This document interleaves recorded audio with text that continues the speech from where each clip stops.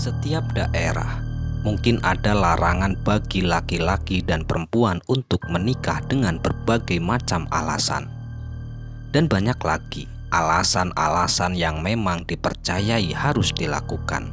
Seperti halnya karena rumah yang menghadap ngetan ataupun ngulon, dan ada juga karena perhitungan weton dan lain sebagainya, sehingga tak jarang acara pernikahan itu pun batal hanya karena perhitungan seperti itu. Seperti halnya yang akan dilakukan oleh Adi dan Ajeng untuk mengikat perjanjian suci itu. Kedua belah pihak keluarga pun sebelum melaksanakan acara pernikahan terlebih menanyakan weton kedua calon pengantin itu kepada sesepuh desa yang dianggap mereka semua bisa memberikan nasihat demi masa depan calon pengantin itu. Ya, malam itu kedua orang tua Adi bersama dengan Mbah Ngatmo, kakek Adi sekaligus sesepuh desa Sukodadi, mempunyai niat baik untuk melamar Ajeng. Selain sesepuh desa, Mbah Ngatmo juga juru kunci alat musik tradisional di desa itu. Alat musik tradisional seperti gamelan, gendang, angklung, dan lain-lain. Jadi tak heran lagi jika semua warga desa sangat menghormati Mbah Ngatmo. Ya, meskipun warga desa itu sendiri rata-rata adalah orang kota yang pindah ke desa. Dan di saat itu, Mbah Ngatmo benar-benar kurang setuju jika cucu laki-lakinya, yaitu Adi, harus menikah dengan Ajeng perihal weton mereka yang kurang cocok.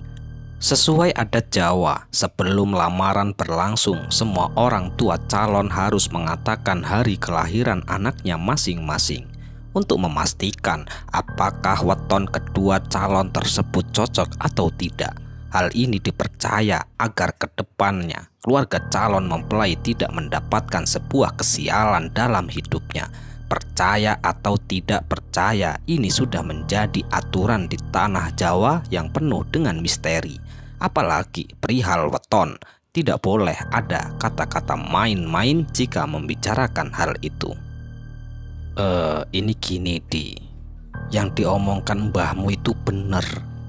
Wetonmu sama weton Ajeng itu nggak cocok. Wage nggak boleh ketemu sama Paing. Apalagi jumlah weton kalian itu 25. Sambung Pak Bejo, ayah kandung Adi. Ini maaf Pak Paiman, Bu Marni, kayaknya kita nggak jadi besanan deh, karena weton anak kita nggak cocok. Lanjut Pak Bejo kepada kedua orang tua Ajeng. Ya sudahlah Pak, nggak apa-apa. Namanya juga adat, kita sendiri juga hidup di tanah Jawa. Mau tidak mau ya harus nurut sama peraturan di Jawa. Jawab Pak Paiman. Loh, kok nggak apa-apa sih Pak? Bapak ini harusnya bantah kek. Kok malah gini sih jadinya? Kerutu Ajeng yang sedang duduk di samping ibunya. Sekali lagi saya minta maaf. Niat baik kami satu keluarga ingin menjadikan anak bapak dan ibu itu menjadi menantu di keluarga kami. Tapi karena weton, kami jadi tidak bisa melanjutkan ini semua Pak, ujar kembali Pak Bejo. Ya, setelah berkata demikian, keluarga Adi langsung berpamitan kepada keluarga Ajeng karena weton Ajeng dan Adi tidak cocok. Keluarga Adi langsung mengurungkan niatnya untuk melamar Ajeng. Di, kamu harus cari perempuan lain. Masih banyak perempuan lain ketimbang hidupmu sengsara nantinya kalau menikah sama Ajeng, ujar Bu Katminah, ibu kandung Adi. Tapi Bu, Adi ini sayangnya cuma sama Ajeng. Masa iya Adi udah lama deket sama Ajeng malah suruh nikah sama perempuan lain? Apa kata orang nanti Bu? Bantah Adi kembali. Ya ngomong aja, kalau weton kalian itu ndak cocok, pasti orang-orang ya pada ngerti kok, sahut Pak Bejo. Ya, kala itu Adi tak menanggapi perkataan kedua orang tuanya. Laki-laki muda bertampang rupawan itu pun segera melangkahkan masuk ke dalam kamarnya dengan hati yang sangat panas. Semalam sepasang kekasih itu tak bisa tidur karena acara lamaran mereka yang tak berjalan dengan keinginan.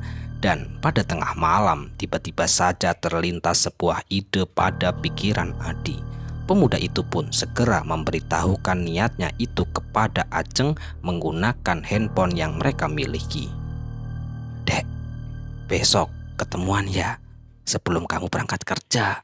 Mas tunggu di perbatasan desa kayak biasanya. Hah?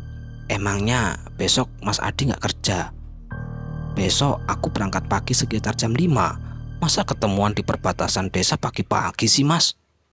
Jawab Ajeng di balik layar HP-nya. Tiba-tiba saja saat mereka sedang asik ngobrol mendiskusikan untuk pertemuan di esok pagi, terdengar sebuah bisikan-bisikan di telinga Adi.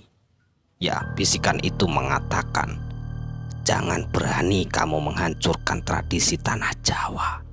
Kamu belum tahu balasannya semua itu." Ya, bisikan itulah terlintas di telinga Adi.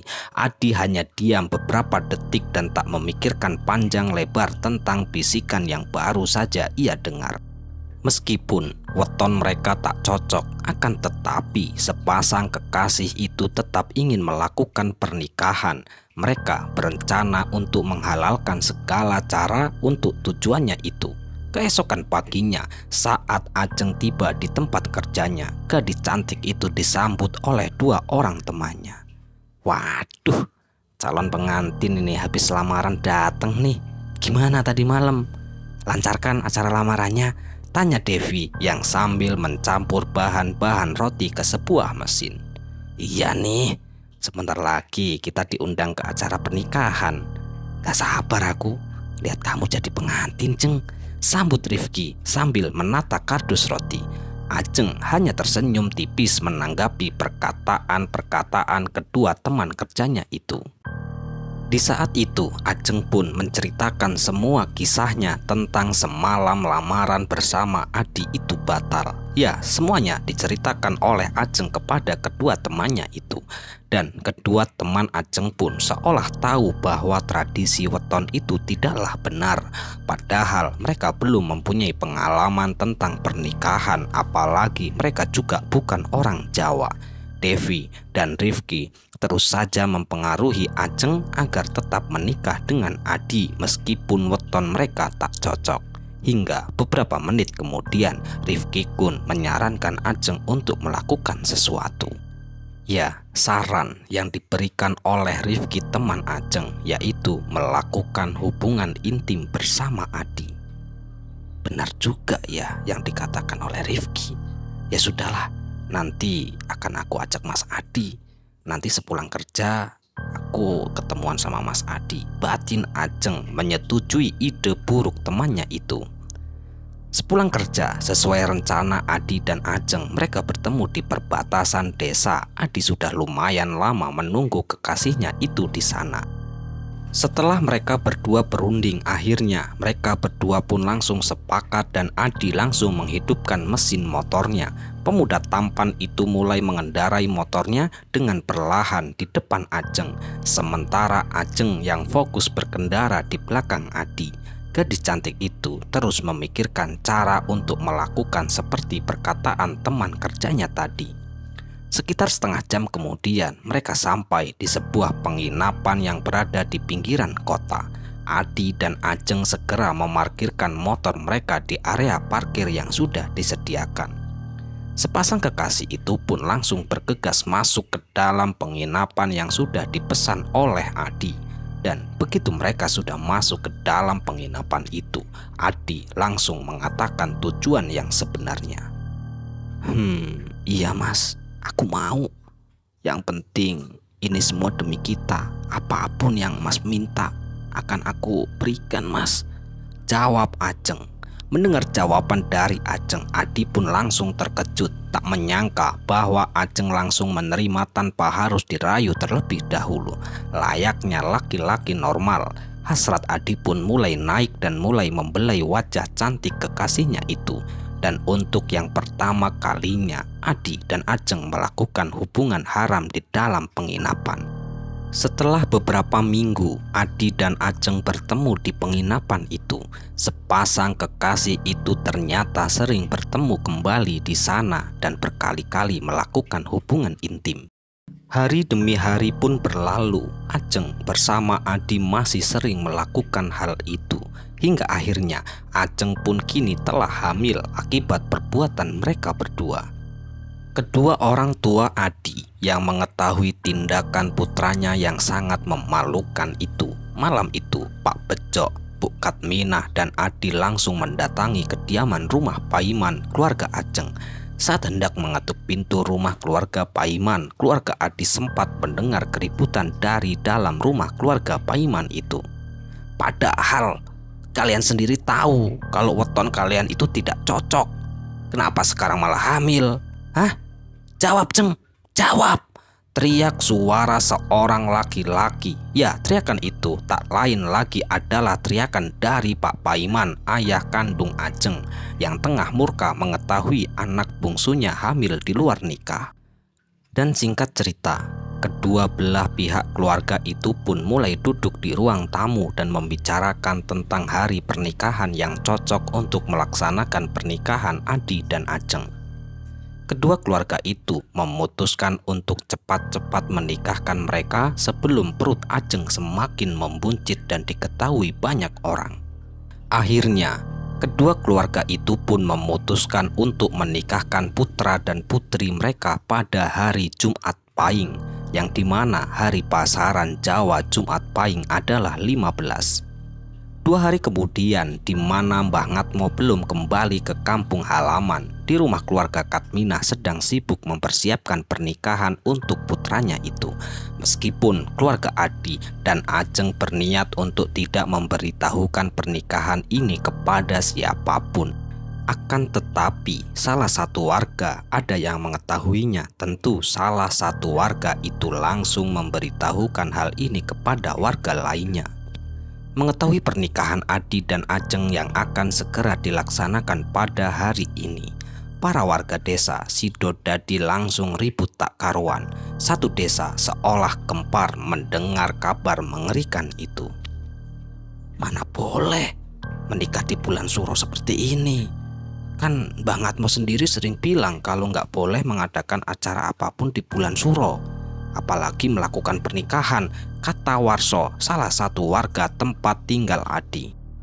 Dan singkat cerita, keluarga Pak Bejo kini telah bersiap-siap untuk pergi menuju ke rumah Pak Paiman.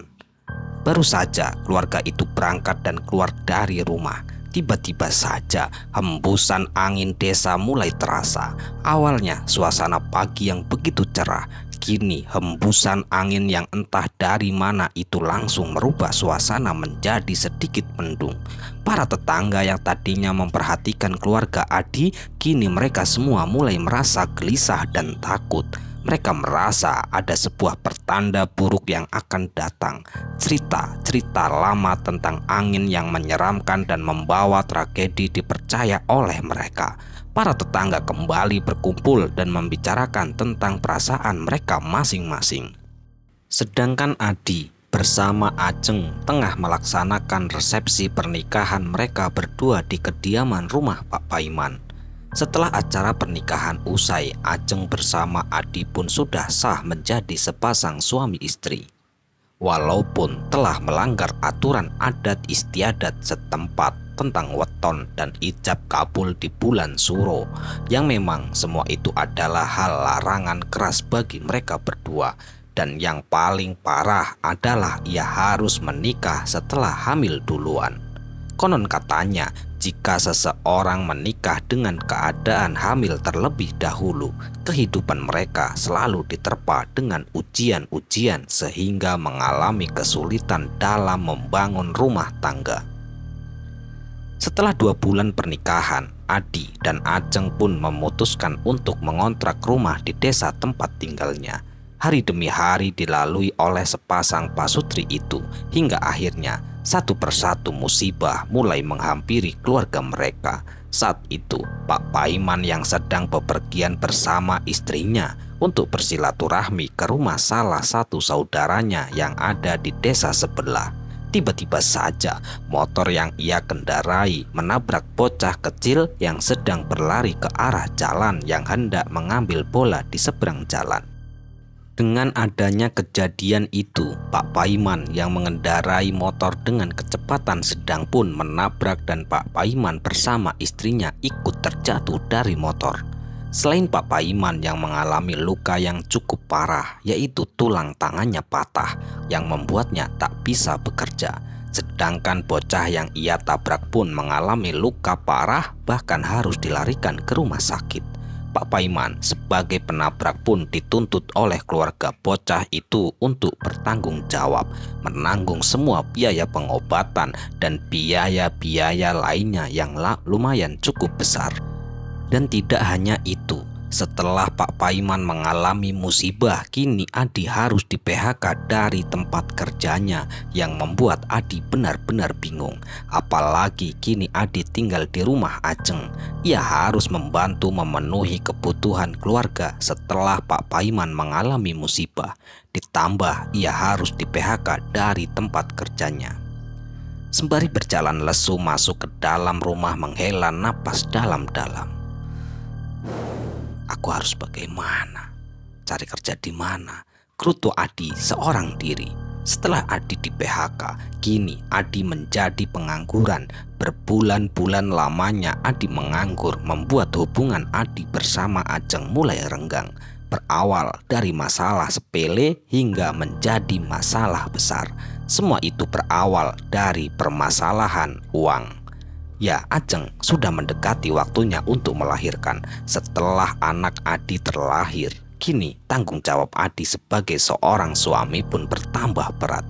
Kebutuhan semakin banyak dan Adi pun masih saja tak kunjung mendapatkan kerja, yang membuat kehidupan mereka berdua benar-benar dalam keadaan yang sangat sulit.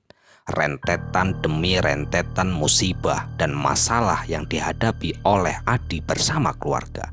Adi pun mulai mempercayai tentang larangan menikah dengan weton yang tidak sesuai, ditambah hamil di luar menikah dan melaksanakan ijab kabul di bulan Suro. Dalam otaknya hanya terngiang-ngiang tentang hal itu. Waktu demi waktu pun terus berlalu hingga akhirnya 2 tahun mereka berdua menjalin bahtera rumah tangga, menyatukan pribadi yang beda dan harus siap menghadapi semua masalah setelah Adi sah menjadi kepala keluarga. Kehidupan Adi benar-benar pontang-panting tidak karuan, dan di saat itu sebuah musibah kembali terjadi menimpa keluarganya. Ya, kala itu ibunya Adi meninggal dunia akibat penyakit yang ia derita. Musibah demi musibah pun silih berganti datang menerpa kehidupan keluarga, yang membuat perjalanan bahtera rumah tangga Adi benar-benar kelam. Kini Ajeng sebagai istri mulai acuh kepada Adi. Ya, Ajeng mulai berubah setelah Adi di PHK hingga saat ini. Pertengkaran selalu mereka lakukan. Adi kala itu yang sudah sedikit depresi memutuskan untuk ke rumah salah satu temannya yang bernama Joko. Sementara waktu ia ingin menenangkan diri dan mencari solusi dari semua masalah yang sedang ia hadapi. "Di, ngapain sih kamu murung terus?" tanya Joko. "Aduh, kok banyak masalah aku kok. Aku nggak tahan lagi, pengen cerai kok. Tak pikir-pikir, aku takut terjadi musibah lebih parah lagi. Dan kasihan sama anakku nantinya," jawab Adi sembari duduk lesu. Nggak boleh ngomong kayak gitu. Dipikir dulu sebelum bertindak itu, Di. Ya wajar toh, namanya juga menjalani rumah tangga. Ada masalah, ada cekcok, itu hal yang wajar. Nggak cuma kamu, aku juga ada masalah sama istriku kok, jawab Joko berusaha menenangkan Adi. Tapi kok bener juga yang dikatakan bapakku sama mbahku itu loh kok, Mbah Katmo. Kalau melanggar aturan adat bisa celaka ke depannya. Aku benar-benar takut kok, timpal kembali Adi.